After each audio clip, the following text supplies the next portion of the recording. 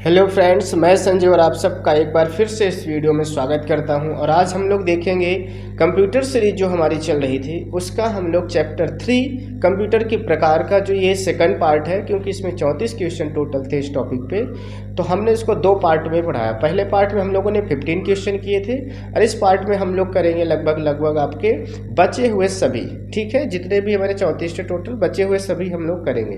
तो चलिए आइए हम लोग इसमें देखते हैं और इसको समझते हैं कैसे क्या होता है। ठीक है, बिल्कुल। देखिए इसमें सबसे पहले क्वेश्चन नंबर फर्स्ट है, ऐसे कंप्यूटर जो नेटवर्क वातावरण में और मुख्यतः नेटवर्क सर्वर के रूप में प्रयोग किए जाते हैं। ऐसे कंप्यूटर जो नेटवर्क वातावरण में और मुख्यतः नेटवर्क सर्वर के रूप में प्रयोग किए जाते हैं वो कौन से कहलाते हैं? Main frame computer, mini computer, micro computer, super computer. ठीक है, आपको सबसे पहली बात इस बुक से मैं क्यों करा रहा हूँ, क्योंकि ये बुक में अच्छा है, इसमें आंसर के साथ साथ एक्सप्लेनेशन दिया गया है सभी आंसर का। इसमें बहुत सारे आपको मिल जाते हैं, बहुत सारे ऑब्जेक्टिव बन जाते हैं, जो कि बहुत अच्छी बात है। चलिए हम लोग देखते हैं इसमें, इसको समझते हैं कैसे हम इसको याद रख सकते हैं। हमने आंसर इसमें क्यों लगा रखा है, ताकि आपको ये आसानी हो समझने में और इससे कई सारे ऑब्जेक्टिव बन जाए। नहीं तो हम डायरेक्ट आंसर में टिक लगा के भी आपको बताया जा सकता है। देखिए ऐसे कंप्यूटर जो नेटवर्क वातावरण में और मुख्यतः नेटवर्क सर्वर के रूप में प्रयोग किए जाते हैं। मेन फ्रेम कंप्यूटर है, माइक्रो कंप्यूटर बहुत छोटे होते हैं जो कि इनके लिए इनफ नहीं है, मिनी कंप्यूटर भी, सुपर कंप्यूटर तो बहुत ज़्यादा बड़ा हो जाता है। मेन फ्रेम कंप्यूटर जो होते हैं इनके लिए रखे जाते हैं। ठीक है, व्याख्या क्या, कंप्यूटर को 3 आधारों पर वर्गीकृत किया गया है। पहला कार्य प्रणाली के आधार पर, दूसरा क्या उद्देश्य के आधार पर, एवं तीसरा आकार के आधार पर। पहला कार्य प्रणाली के आधार पर रखा गया है, दूसरा क्या उद्देश्य के आधार पर और तीसरा क्या आकार के आधार पर रखा गया है। कंप्यूटर निम्न श्रेणियों में बांटे गए जिनमें सुपर कंप्यूटर है, मिनी कंप्यूटर है, मेन फ्रेम कंप्यूटर आदि आते हैं। मेन फ्रेम कंप्यूटर आकार में बहुत बड़े होते हैं, इनमें अत्यधिक मात्रा में डाटा पर तीव्रता करने की क्षमता होती है। देखिए मेन फ्रेम कंप्यूटर जो कि बहुत अच्छे होते हैं, उच्च सीपीयू होता है इसमें, इसलिए इनका उपयोग बड़ी कंपनियों, बैंकों, रेलवे, आरक्षण, सरकारी विभाग आदि द्वारा किया जाता है। आपने देखा इसमें मेन फ्रेम का क्यों यूज किया है। फ्रेम मतलब होता है इसमें कई सारे हाई पावर्स यानी सीपीयू लगे होते हैं जो कि प्रोसेसिंग बहुत फास्ट रखते हैं। ठीक है, ये चीज़ हो। अगला हम लोग देखेंगे इसमें, देखिए अगला 17 नंबर आ गया है आपका, कंट्रोल प्लस बी प्रदर्शित करता है। क्या प्रदर्शित करता है कंट्रोल प्लस बी?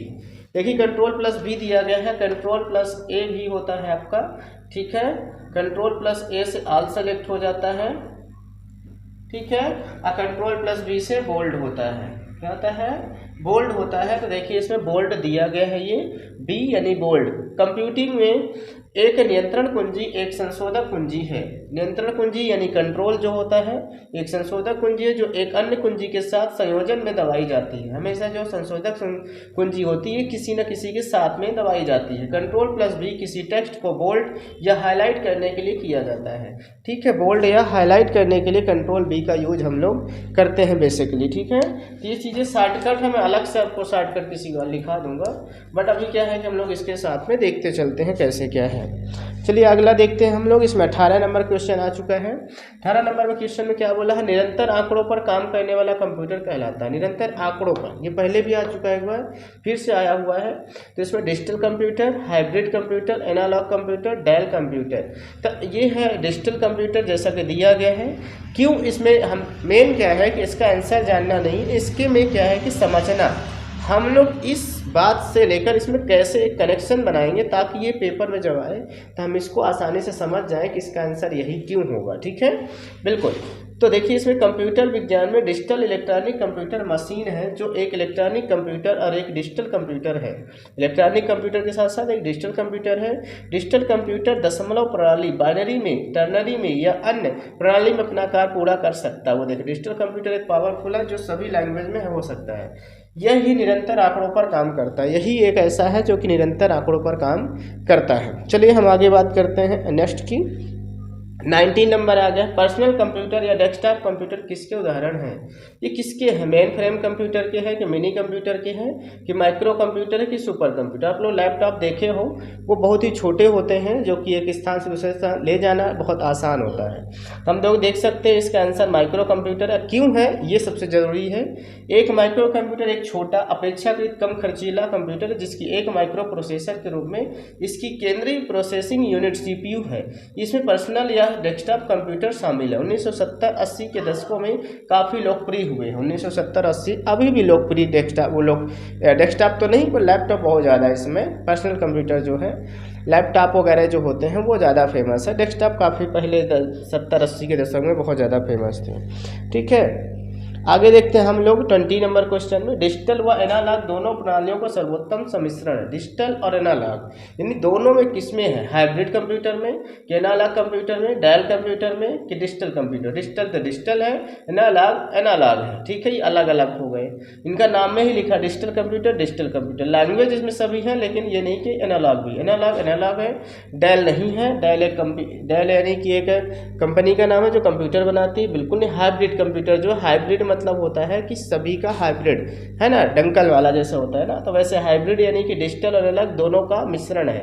ठीक है, जैसे देखिए क्यों कहा गया हाइब्रिड कंप्यूटर जो एनालॉग और डिजिटल कंप्यूटर की विशेषता प्रदर्शित करते हैं। डिजिटल घटक आमतौर पर नियंत्रण के रूप में कार्य करता है और तार्किक और संख्यात्मक संचालन प्रदान करता है। देखिए तार्किक और संख्यात्मक संचालन भी प्रदान करता है, जबकि एनालॉग घटक विभेदक समीकरणों के सॉल्वर और अन्य गणितीय जटिल समीकरणों के रूप में कार्य करता है।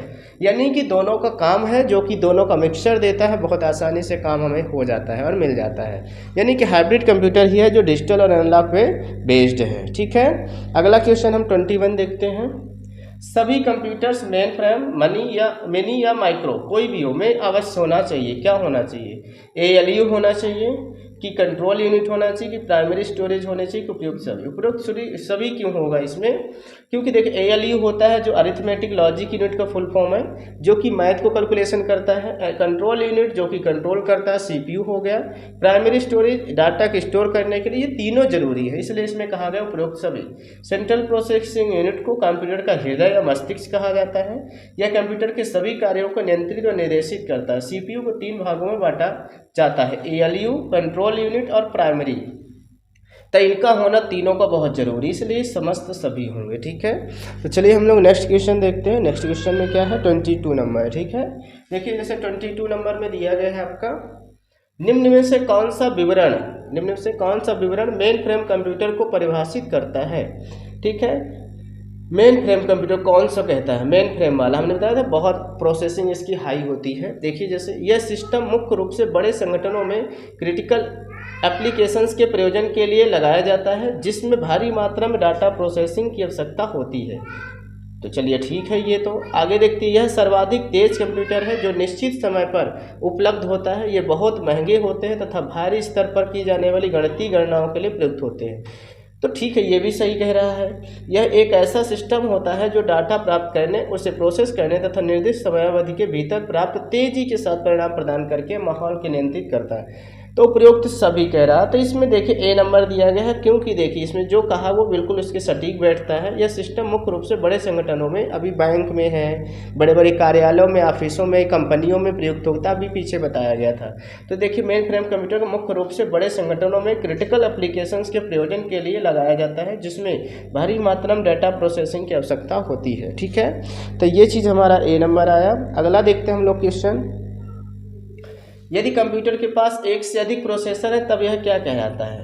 Uniprocess, multi process, multi threaded, multi programming. Multi process यानी प्रोसेसर जब एक से ज़्यादा हो तो मल्टी प्रोसेसर।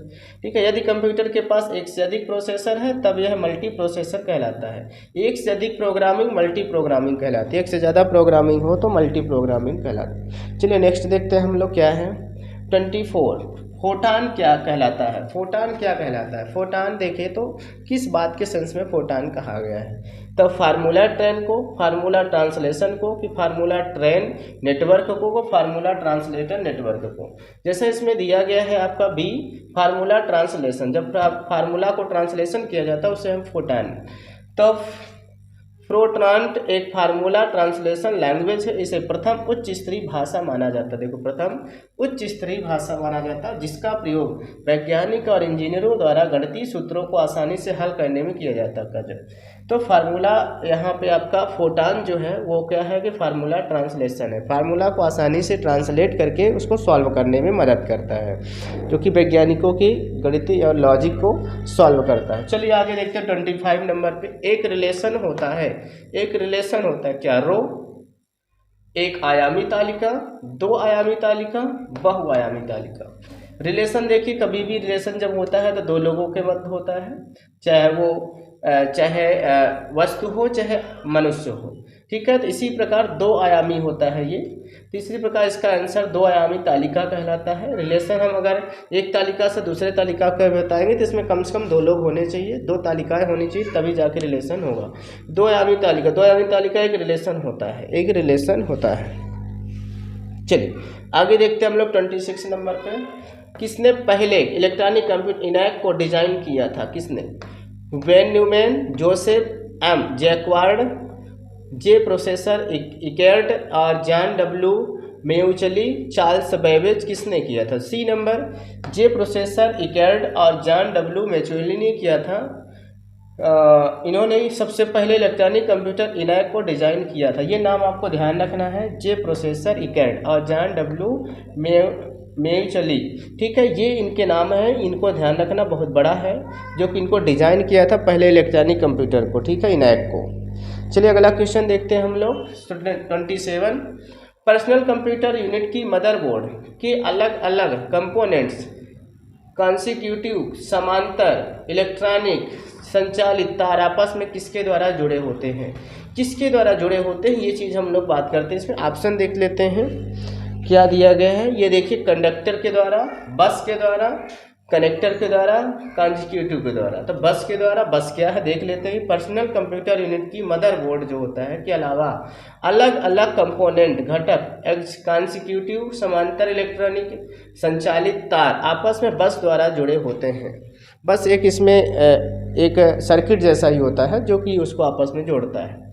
चलिए देखते हैं IBM PC 8 में 8 का फुल फॉर्म क्या है? Applied technology, advance technology, additional technology, या इनमें से कोई नहीं? Advance technology. 80 का मतलब एडवांस टेक्नोलॉजी से लिया गया है, ठीक है। चलिए आगे देखते हैं हम लोग 29। डिजिटल कंप्यूटर का इनमें से कौन सा यूनिट नहीं है? Digital computer input unit, control unit, output unit, data unit. देखिए इनपुट यूनिट तो होता है, कंट्रोल यूनिट भी होता है, आउटपुट यूनिट भी होता है, डाटा यूनिट नहीं होता, डाटा स्टोरेज होता है, ठीक है, जो कि ये गलत हो गया है। तो यही डिजिटल कंप्यूटर में इनपुट यूनिट, आउटपुट यूनिट तथा कंट्रोल यूनिट होती है। इनपुट यूनिट के द्वारा कंप्यूटर को इनपुट दिए जाते हैं, उदाहरण कीबोर्ड, माउस जैसे हैं। आउटपुट के द्वारा जो कि प्रिंटर वगैरह हैं, इनसे आवाज़, साउंड वगैरह हैं, आवाज़ बाहर आती है, ठीक है। अगला देखते हैं हम लोग 30 नंबर। पांचवी नॉर्मल फॉर्म इनमें से संबंधित है। पांचवी नॉर्मल फॉर्म इनमें से संबंधित है कैसे? ठीक है, ज्वाइन निर्भरता, मल्टी वैल्यूड निर्भरता, फंक्शनल निर्भरता, उपयुक्त में से कोई नहीं। ठीक, कैसे देखेंगे इसमें हम लोग? पांचवी नॉर्मल फॉर्म को समान रूप से प्रोजेक्ट ज्वाइन नॉर्मल फॉर्म के रूप में भी जाना जाता है, यानी कि प्रोजेक्ट ज्वाइन। समानता डेटाबेस या स्तर संबंध पर डेटाबेस में बहुमान तत्वों से रिलेशन है ना, रेंडेंसली को कम करने के लिए बनाया जाता है। ठीक है, बिल्कुल। तो यहाँ पे कह रहा है कि पांचवी नॉर्मल फॉर्म इससे संबंधित है। किससे है? तो ज्वाइन निर्भरता से संबंधित है, ज्वाइन निर्भरता, जुड़ने से। ठीक है, अगला देखते हैं हम लोग। किसी पर्सनल कंप्यूटर की शब्द लंबाई होती है। 31 नंबर है, क्या कहता है ये 31 नंबर में? किसी पर्सनल कंप्यूटर की शब्द लंबाई होती है। कितनी लंबाई होती है? ज़्यादा से ज़्यादा। ठीक है, किसी पर्सनल कंप्यूटर में 4 बिट्स, 8 बिट्स, 16 बिट्स, 64 बिट्स कितनी होती है? देखिए पर्सनल कंप्यूटर की शब्द लंबाई 64 बिट्स तक होती है। हाँ सही बात, हमारा जैसे पीसी जो है CPU यानी कि कह सकते हैं लैपटॉप, वो 64 बिट का है। समांतर जब हम कंप्यूटर की बात करते हैं तो हमारा मतलब डिजिटल कंप्यूटर से होता है, परंतु वास्तव में कंप्यूटर को 3 श्रेणी में बांटा गया, एनालॉग कंप्यूटर, डिजिटल और हाइब्रिड कंप्यूटर। ठीक है, चलिए अगला है हमारा 32 नंबर है। निम्नलिखित में से कौन सबसे बड़ा, सबसे तेज एवं सबसे महंगा computer? Personal computer, super computer, laptop, notebook. Super computer सबसे बड़ा है, ये तो हम लोग जानते हैं। सुपर कंप्यूटर सबसे बड़ा, तेज व महंगा कंप्यूटर होता है, इसका कार्य क्षमता बहुत उच्च होती है। ठीक, अगला है हमारा 33 नंबर। एक डिजिटल घड़ी में किस प्रकार का कंप्यूटर हो सकता है। डिजिटल घड़ी जो आ रही है आजकल डिजिटल, है ना, वो कैसी उसमें किस प्रकार के हो सकता है। Main frame computer, super computer, notebook computer, embedded computer. Embedded computer है या डिजिटल घड़ी में एम्बेडेड कंप्यूटर प्रकार का कंप्यूटर हो सकता है। उसमें कंप्यूटर ही होता है जो कि एम्बेडेड टाइप का होता है। आगे देख लेते हैं, भारत में विकसित सुपर कंप्यूटर परम 1998 ईस्वी किसके सहयोग से विकसित हुआ था। 1998 किसके सहयोग से विकसित हुआ। बार्क, ISS, CDAC या भारतीय विज्ञान संस्थान। CDAC के द्वारा ये विकसित किया गया था। कौन सा सुपर कंप्यूटर परम 1998 जो था CDAC के द्वारा बनाया गया था। आई होप को आपको वीडियो समझ में आया होगा और हम लोगों ने देखा इसमें काफ़ी ऑब्जेक्टिव को, और आप लोग इसको सुनिए, इसको हो सके तो लिख लीजिए या स्क्रीनशॉट ले लीजिए, या फिर कैसे भी करके आपको डेली का डेली जो 10 से 15 क्वेश्चन होते हैं उनको आपको सुनना है। पर सुनते सुनते कंप्यूटर कितने सारे 2500 सीरीज जो चल रही है, ये 2500 क्वेश्चन जब आप सुने होंगे तो वहाँ से कितने आएंगे, 10-20 आएंगे। 2500 में से 25 क्वेश्चन जो आएंगे तब भी आप उसमें से निकाल पाएंगे आसानी से फंस। और सभी ये डेट वाले हैं कि नहीं, कहीं ना कहीं परीक्षाओं में पूछे जा चुके हैं, तो आपको बिल्कुल भी परेशान नहीं होना है, डेली बस सुनते रहना है। तो चलिए हम लोग मिलते हैं नेक्स्ट वीडियो में, तब तक के लिए सभी को जय हिंद।